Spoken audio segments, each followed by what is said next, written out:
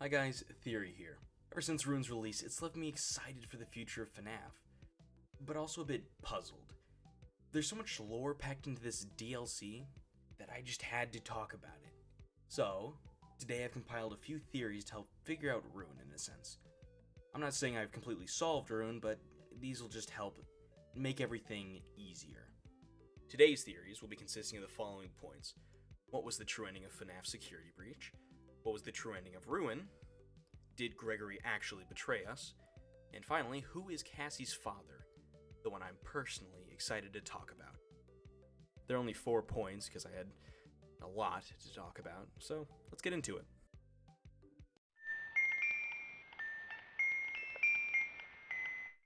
Okay, so let's start at the beginning of Ruin, which would be the end of Security Breach. For a while, it was assumed the Afton ending was the true ending. It even said so in the files. But since Rune's release, it's not looking like that anymore. You see, we get shown hints around the Pizzaplex that the free Vanny ending was actually the true ending. After arriving in Monty Gulf for the first time, we were met with a staff bot that hands us the Vanny mask, creatively renamed Vanny but with an I. This is an acronym for Virtual Augmented Neural Network Integration. This mask gives us access to the AR world.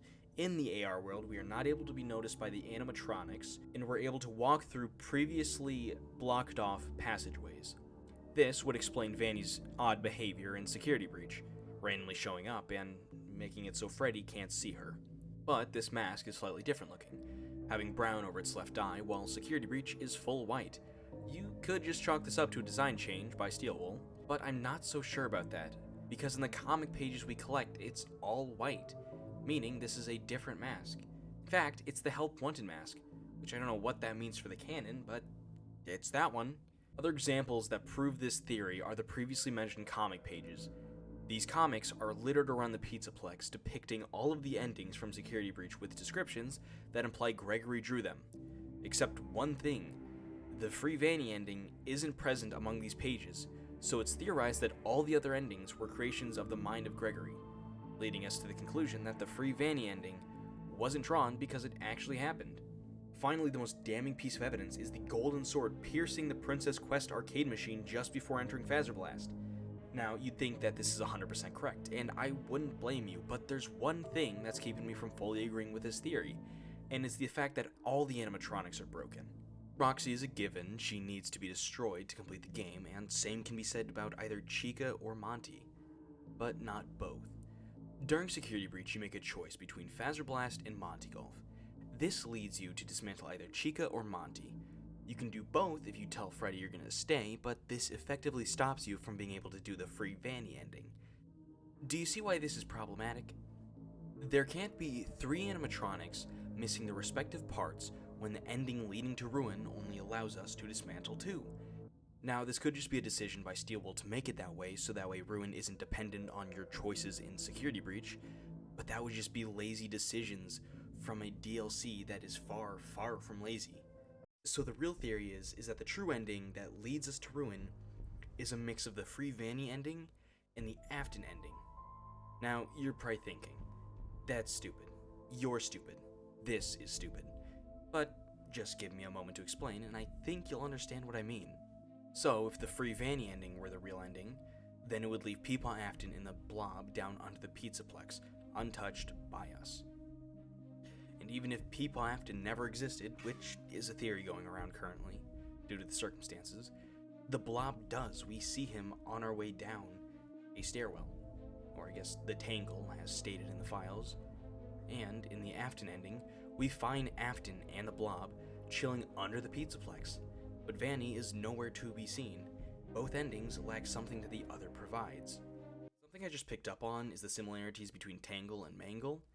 Their names are 1-letter difference, both are pink and white plastic heads on a bundle of scrap parts and wires, and both have rather animalistic behaviors, climbing on ceilings and through walls and such. I don't know if that means anything, I just found that really interesting. So, let's picture the events as follows. Gregory completes the Princess Quest arcade, thus saving Vanessa from Glitch Trap's control. Vanessa, aware of how capable Gregory is, informs him of the existence of Burntrap or the Mimic under the Pizzaplex, and asks for his assistance keeping them out of public eye. Vanessa also tells him that he would need all of the animatronic parts to get down there, So they go and dismantle the final animatronic, whether that be Chica or Monty. It's my belief that they fixed the original Freddy to get down there, and that the prototype was actually a trap set by Vanessa and Gregory. But that's for a different time. Once they get down there, they take care of Afton and let him get taken away by Tangle. They know about the Mimic because of Vanessa's time as Vanny, so they create mexes to trap the Mimic until Cassie unknowingly releases it. Now, I don't think that Burn Trap is the Mimic, but I'll touch further on that when I do the Mimic in the second part. What I do believe is that the Glitch Trap virus went from Bernie Boy to the Mimic after Tangle took him away. So at this point in the video, I just said that they most likely fixed Freddy, right? I was watching the ID Fantasy video about what really happened at the end of Security Breach, and they were talking about the head of Freddy in the bag and then the body in the Phaser Blast thingy at the end of the Free Vanny ending. Anyways, when he's broken on the ground, his jaw is broken as well. But when he's in the bag, it's fixed. So, unless they only fix the head, I think I'm on the right track with the whole them fixing him. At the very least, they fix him in some fashion.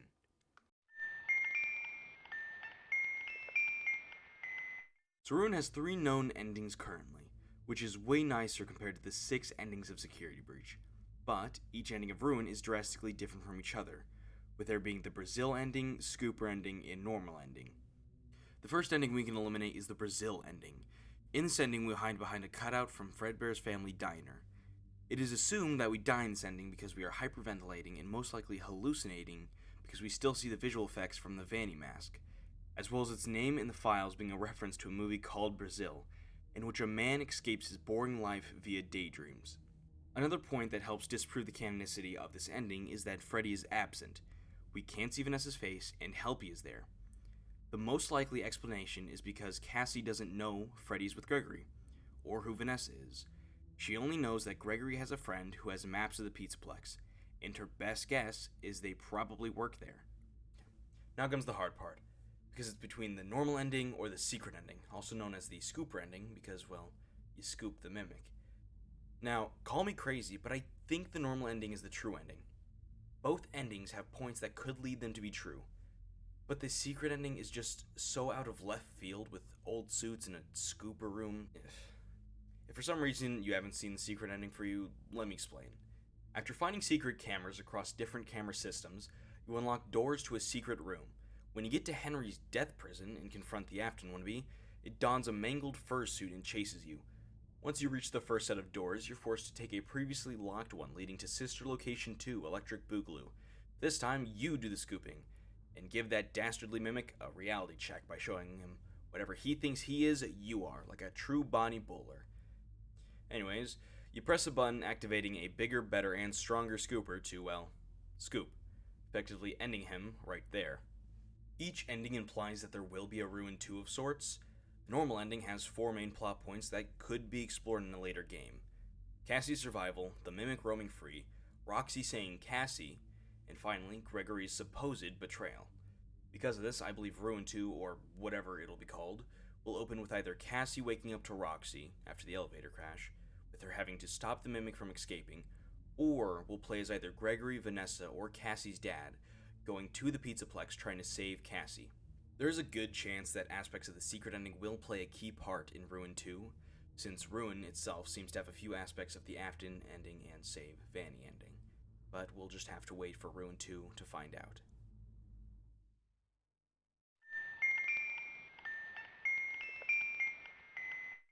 I touched briefly on Gregory's betrayal at the end of Ruin. In Ruin, he says, "But we can't risk being followed." Then he supposedly cuts the elevator line, dropping Cassie with it.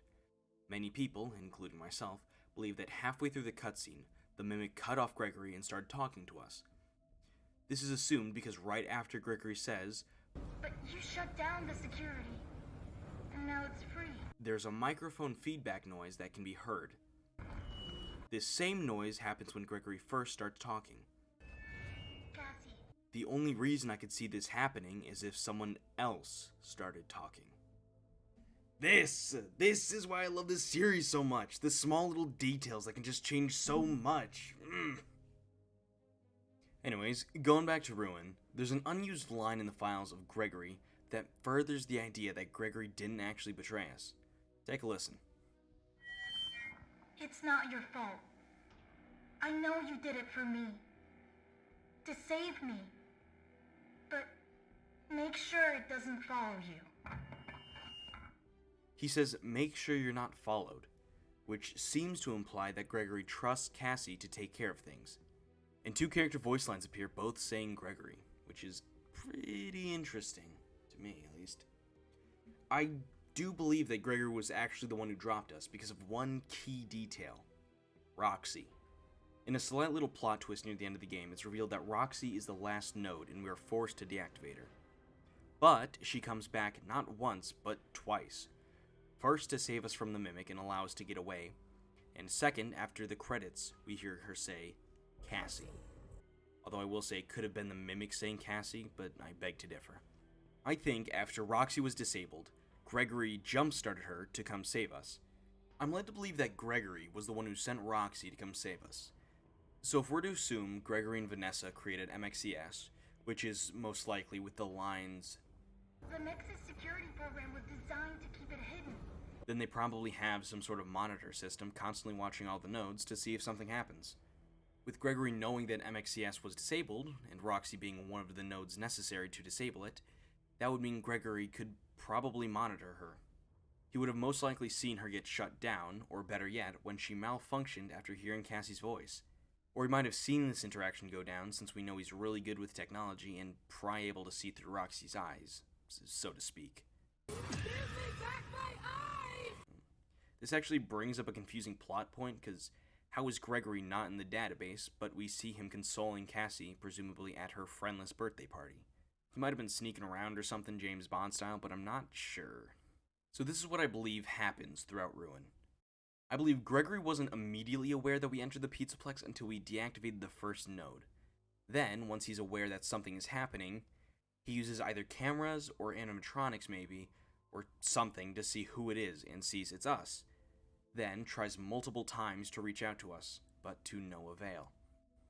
This might be a result of a signal jammer put in place by the Mimic or Helpy. I'll get to him in the second part. While trying to get in contact, he sees that we are seemingly able to overcome every challenge that comes our way. So, when we disable Roxy, Gregory reboots her remotely, having seen her snap out of her aggressive and more self-centered state. Thank you. Your hair is beautiful. Your tail is beautiful. To aid us, knowing we couldn't take on the Mimic alone. Whether or not Roxy gets offed a second time is debatable, but for the sake of the theory, we'll say she was. Finally being able to reach us, he helps us escape with directions provided by Vanessa. Once on the elevator, Gregory explains everything he knows about the Mimic. Then he tries to explain that he wants us to make sure that we do not get followed when escaping the Pizzaplex, but is cut off. Gregory, knowing what this means, wakes up Roxy again to come help us. As that's happening, the Mimic takes over in his place with a notable feedback noise, making it seem as Gregory betrayed us, dropping the elevator with the intent to make sure nothing leaves. Now, whether the Mimic dropped the elevator or if Gregory dropped it is up for debate.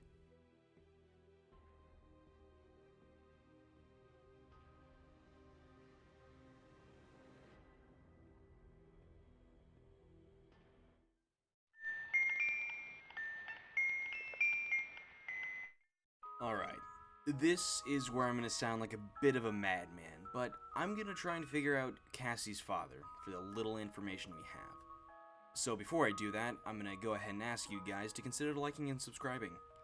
Really appreciate it and helps me out a lot. So my first thought was Michael Afton, because I thought his age would be just about right for a father. Being a teenager anywhere from 15 to 18 in the Fnaf 4 cutscenes, which takes place in 1983, then this would make him 50 to 56 in Fnaf 6, which is assumed to be around 2023-2024 area because it takes place after Fnaf 3. Fnaf 3 is confirmed to take place in 2023 because it's 30 years after Fnaf 1, which takes place in 1993.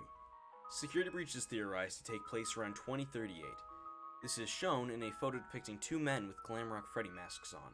ID Fantasy used this to propose the idea that Glamrock Freddy was possessed by two people, but I was just lucky enough to see this while writing this part of the script. Otherwise, I might have just made myself look like an absolute dummy, saying like 2028 or 2029. The Possessed by Two People does bring up an interesting point after seeing the Proto-Freddy in Ruin. Him not showing up when putting on the mask could be the old-fashioned possession rather than the AI that all the animatronics use. If Cassie was born in 2026, this would make her about 12 in Security Breach. Now, this would be all fine and dandy except for a few problems. First off, Michael's a walking corpse by sister location and all the way up to Pizza Sim. And he would be a whopping 70-something years old in Security Breach. If MatPat is correct and he was going from place to place setting all the souls of the dead children free, then he's been doing this for a very, very long time. Presumably starting with Fnaf 2. And we know he's a corpse because the pink slips from Fnaf 1 and 2 both mention odor. I assume getting a girlfriend or a wife while smelling like a dead person would be pretty hard. But the final piece of evidence is Michael is friggin' dead by the Pizza Sim fire. And to you, my brave volunteer, who somehow found this job listing not intended for you. Although there was a way out planned for you, I have a feeling that's not what you want. I have a feeling that you are right where you want to be. Which is around 2023, 2024. It's a bit iffy, not totally sure so far. Okay, let's try this again. But first, let's lay down what we know about her father. First, the way Cassie refers to her father makes it seem like he's alive, or at least alive long enough to have worked at the Pizzaplex. Possibly a mechanic saying, just like fathers, when she's referring to the Faz wrench. He's old enough to have collected the Freddy and the Gang lunchboxes, most likely when he was a kid. The description on the Chica lunchbox says, father used to collect these. We also know he has a connection to Bonnie. The description of the Bonnie lunchbox being, Bonnie was Dad's favorite. Now the use of the words was and used to either mean he's dead or just grew out of it, but the line of just like fathers seems to imply he's alive. With these ground rules in place, I believe Cassie's father is Jeremy. I know, it sounds crazy, but just hear me out. Let's start with the Faz wrench. Jeremy was a beta tester for Fazbear Entertainment, so it's safe to assume he worked for Faz Entertainment. Next, age. He's probably in his 20s, 30s. Most older people probably wouldn't volunteer at Freddy's because of the colorful past they have. Which is kind of the whole point of Help Wanted, to rebrand and make light of past incidents. Now, you're probably thinking to yourself, but didn't Jeremy die in the Help Wanted tapes? Well, all we know about him in the tapes is that he cut his face off with a guillotine slicer. It's been assumed that he died, which is fair. You don't hear much about people getting their face cut off. But it's never confirmed that he died, only rumored. Matthias theorized that he had a mental breakdown, cut off his face, then died of his injuries. This does make sense given the circumstances, but I do not believe he died from this. It is very possible that he was rushed to the hospital and got his face put back on. I know it sounds iffy, but severed human limbs are able to last 46 hours before they are reattached, and 24 hours if put on ice. So it's not far-fetched to think that someone would have come in within 6 hours, seen him all bloody, or even seen his mask on the floor of the supply room and called 911. Something I've yet to delve into fully is Help Wanted 2, because as of writing it, it's not out, and we aren't sure if it's a sequel, like the name implies, or a prequel, like Fnaf 2. But it is important to note that there is a lock that requires the Faz wrench. People, myself included, believe that we'll be playing as Cassie's father due to the clues about him in Ruin. Now, if the game's a prequel, this could cause my theory to be invalid.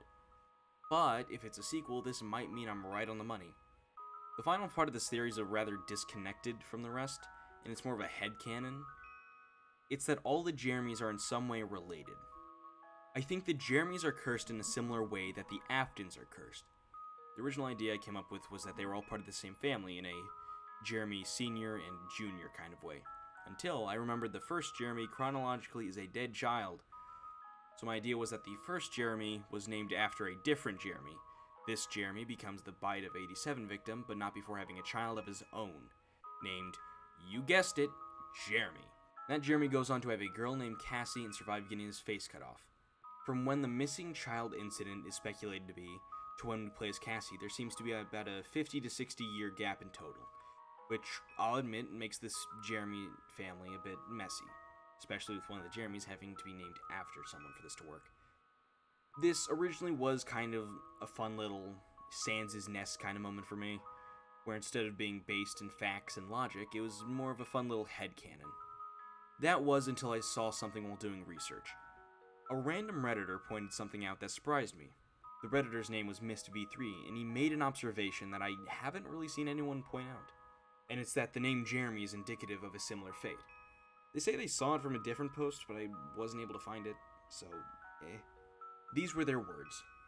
I saw a theory a while ago that them having similar names might indicate similar fates. The Jeremy we play as for most of Fnaf 2 was widely speculated to have been the victim of the bite of 87, resulting in the loss of his frontal lobe.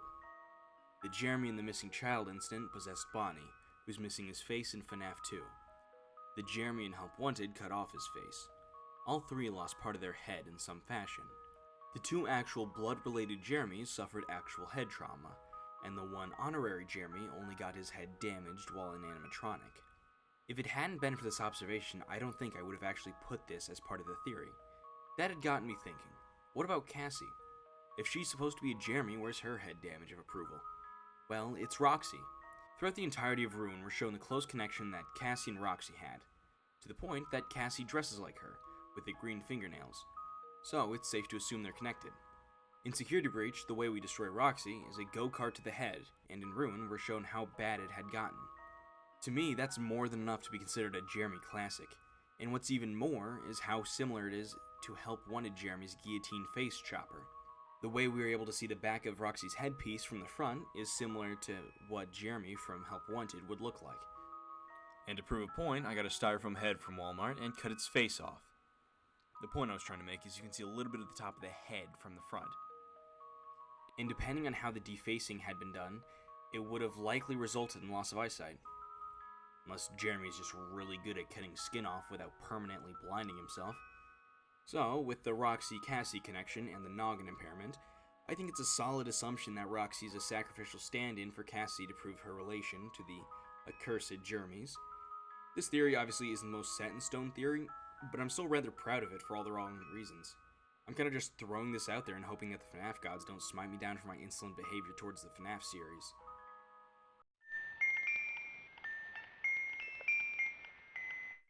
Whew, man. Now this is all said and done, I hope you enjoyed, and if you did, then please leave a like. It's very appreciated, and please bear with me as I try and get a better grasp at theorizing and content creation as a whole. Obviously, I'm not great at this, and I still have a lot to learn. But I'm hoping that one day I get to the level of popularity that I'm able to meet Matt Pat as well as other figureheads of the community such as Fnaf, ID Fantasy, Dawko, Fusion Z Gamer, and of course Markiplier. Now, I'm gonna go nap, because this took a hot minute to make, and see you in the next video. What the? Hey, little guy! And Gregory wondered what would have happened had he made different choices. Finally, the most damning piece of evidence is the golden sword piercing the Princess from when the missing child incident is... Goddamn. Because it's 30 years after FNAF 1. This is a run-on sentence, I just realized. I'm gonna fix this.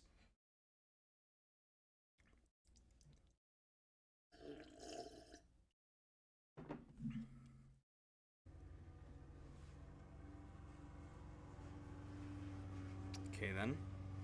Just trying to record lines here. Okay. In this ending, we hide behind a cutout from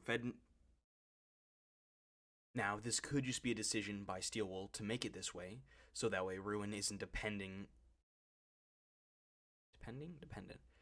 Once that's done, they head down. If